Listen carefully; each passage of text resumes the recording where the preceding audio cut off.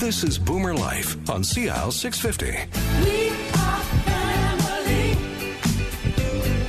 I got all my sisters with me. And welcome back to the show on CISL 650. I'm Zach Spencer, and today we're talking with Element Lifestyle Retirement. We have Opal by Element at the corner of King Edward and Cambie that hasn't broken ground yet. You're getting started on that. Candy Ho is here, Director and Vice President, Marketing and Corporate Relations. And our special guest today is Dr. John Gilbert, Independent Director, Element Lifestyle. So, the very first show we had here, you came in with your dad. Mm-hmm. And we talked about his background in the retirement industry, I guess, and his sort of vision for keeping people together. Yes. And this was all because of his parents as they got older. One was at a different stage of health than the other, right? Mm-hmm. And that's really what you're trying to do here, is to keep people together through all stages as they get a little bit older. Mm-hmm. And so, Dr. Gilbert, can you explain how important that is when you have, what age would you say? In their middle 50s, maybe somebody starting to get a little, the health starts to change, and you have somebody that's still able to walk and move and do all those things. Somebody might have some kind of chronic illness, and they have very different stages. And so and as you get older, that separation only gets worse, right? Well, I would say that most people, young people in their late 30s, don't realize that they're actually getting older. Right. And so we have lots of discussions about planning for those years. Okay. Right. So, and it is true that in the 40s, people, male and female, begin to discover that their bodies probably have a finite, et cetera. And that if they are, in fact, together, whether it's a conjoint relationship or a marriage, it doesn't matter, that actually it's rather nice to have somebody there when you come home and you have a bit of an ache and they say, oh, well, let's have a cup of tea and we'll sit down and have a chat, et cetera. Mm-hmm. And what I think... and there's a mental side and there's of it too. The whole mental piece of this. And so those relationships, they can take interesting turns. I have a friend in England who just got divorced after 40 years of marriage. So, these things do happen. But if you take the majority of people who are together, aging, and want to stay together, the notion that if one of them gets sick and they will be separated, particularly if it's now 50 years that they've been together, is very disturbing. It really is disturbing because you have the mental thing, you have this physical, like the touching that goes on, just as a natural. So the idea that, oh my God, we are not going to be together is really frightening. Well, there was a story in the news recently, within the past 6 or 8 months, about the elderly couple that they were in the public system and they couldn't keep them together for whatever reason. And the picture of the husband and wife kissing as they were just about to be separated, and that went viral. That went around the world. And the reaction was so overwhelming that the government finally got them together. But that's exactly what you're trying to avoid here, right? Right. Mm-hmm. Is that separation. So Candy, what you're trying to say to people is, and Dr. Gilbert mentioned this, you live in this house, it's gone through the roof in value since you bought it years ago.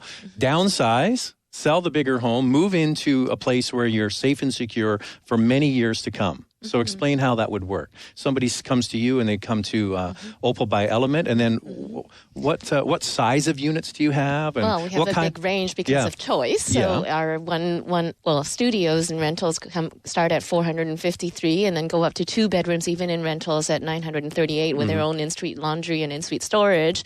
And then the condominiums start at 612 up to 2,324 feet. Wow. So it is about choice. Some people want to downsize and keep it simple, not have to tidy their place constantly. Well, they downsize meaning they don't have to cut the grass and take, all the maintenance and shovel the snow. It's living in a large home. There's a lot of maintenance that you have to handle yourself, and here we have people to help you with that.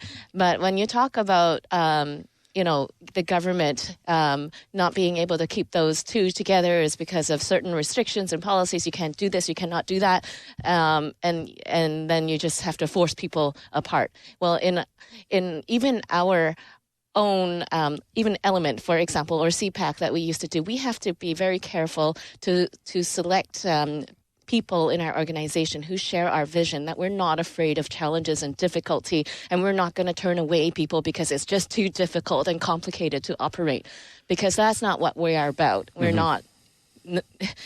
Unless it's actually unsafe for that person. Say you need an actual specialized care unit that provides dementia care, that you can keep those people there even if they're combative and physically. But I think we're trying to back this up, that they would go in there, like I mentioned, downsize their home and move in before all of those things happen, because you might have somebody that's got some health issues, but it's not really interfering with their life to a great extent. But as you age in place, that's the main thing. You want to be in place, right? So ours, we have independent living. You're totally healthy and active, very socially connected, and physically fully capable, doing gym every day. And then you can either rent or you purchase that suite and you stay in it, and we just provide the staffing as you need, depending on what you need, whether it is just some medication reminders. We can also manage your refills and coordinate with your physician, or you may need shower assistance or grooming and those things, and that can be provided in your suite, whether you rent or you own, and you don't need to move. But if you then progress further and actually need registered nursing type care, which is different than care aides and licensed practical nurses, then you can have priority access into our care area, which is dedicated and secured with registered nurse, licensed practical nurse, care aide, medical director, and then whatever other profession that is needed to support that profile of residents, what their conditions might be. So you never have to move. And if you both move in totally healthy, then if one, developed dementia, they could stay in their suite for a certain amount of time. We have case managers assessing their condition, but then as it progresses, then we would be able to advise when they ought to be in the care area. We hear a lot about dementia, but I think a lot of people, as they get older, it's just mobility. They lose flexibility. It's not. You just basically can't get around as well. That's I'm just giving an example there. My dad is 84 years old, and he's got arthritis, and he has a real hard time moving around. So for him, it's getting into the shower, getting out of the shower, all of those. It's just basic stuff, right? Like living in a single family home. A lot of people are just simply the challenge is getting up the stairs and down the stairs. I keep begging him to sell his house and move into an apartment where it's all on one level, but he still struggles up the stairs every day. So what was your advice to Candy and her father when they wanted to start Element about what they were trying to integrate here? What did, from your expertise, bring to them and say, what did you layer on top for their ideas? Let me just say, I never give people advice.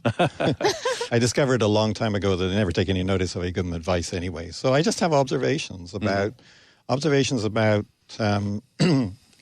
what has come out of kind of the research around elder living and what we know about the aging process. You just mentioned, yes, mobility is a major problem, but so is vision, hearing, and teeth. Those really, it's feet, eyes, ears, and mouth, which are the big. They're the big things you have to take care of. So let me just give you an example. If you have a problem with your teeth, then it turns into a problem with your digestion, which then turns into gut problems, which then turn into other kinds. If you have problems with your feet, then you can't walk, so your mobility falls off, etc. With your eyes, we no longer can read properly, and then hearing. And so, what we've learned is that when Opal develops, we probably have to keep the lens on specifically on those areas, because they're the ones that will cause the most problems as you age. The mental piece is it's so difficult to judge, whereas you can measure, the eyes, the ears, the feet, and the mouth, right? You can do so, but the mental piece is really hard. So my role as an independent director is to say, Candy gets stuff that I send her, to say, look, this is what the research is telling us at the moment. As you develop Opal, let's make sure that it's evidence-based practical care, that there is a basis for doing this. It's not something that just dreamed up out of the air. We have data, we can show that this is what's effective, etc. So that's my role, is kind of to be eminence grise, if you like, rather than an advisor. But also, when we're wanting to establish that training academy, that he would be able to help us because he founded audiology and speech sciences. He directed rehab, and then he founded the College of Health Disciplines at UBC. So that is his expertise that we will definitely need to call on as we get further and further along there. Our guests today are Candy Ho, Vice President, Marketing and Corporate Relations at Element Lifestyle, and Dr. John Gilbert, Independent Director, Element Lifestyle.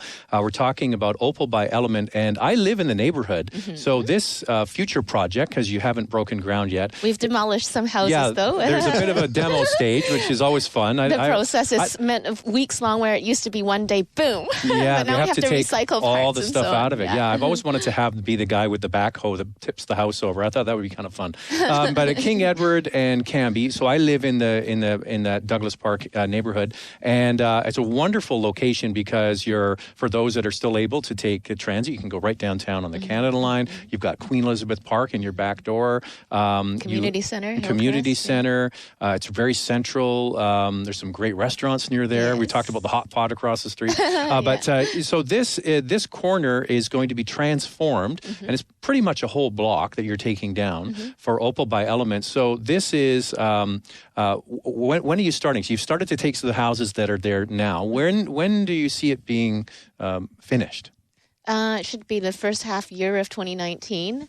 And so it's a couple of years from now, yeah. Yeah, it takes 24 months to build, and when we actually break ground just entirely depends on the city's issuance of a permit that they already said, is fine, and we've got everything in application, but they've got about this big of a stack of papers to process. Yeah. But well, I have a friend who just expected January or so, February, we should be doing our groundbreaking and then starting to... I don't think you're alone on that. My friend bought a lot in the neighborhood and is waiting for his permits to get started, and it's taking longer than he thought. I think that's... Well, a laneway house can take like 2 years to approve. A tree delayed us by 8 months. Really? Well, that's probably an important tree. All right, so... the development is, how many units are you going to have in there? What I find interesting is that you are going to have rentals and you're going to sell. And when you rent something, you are still invested. You're not just the developer. You are still invested because you're operating it. So explain that decision. Your dad did that years ago too, right? Having the rentals and the... Well, we wanted to offer choice because there's a lot of people who like to continue to own an asset and pass on an estate.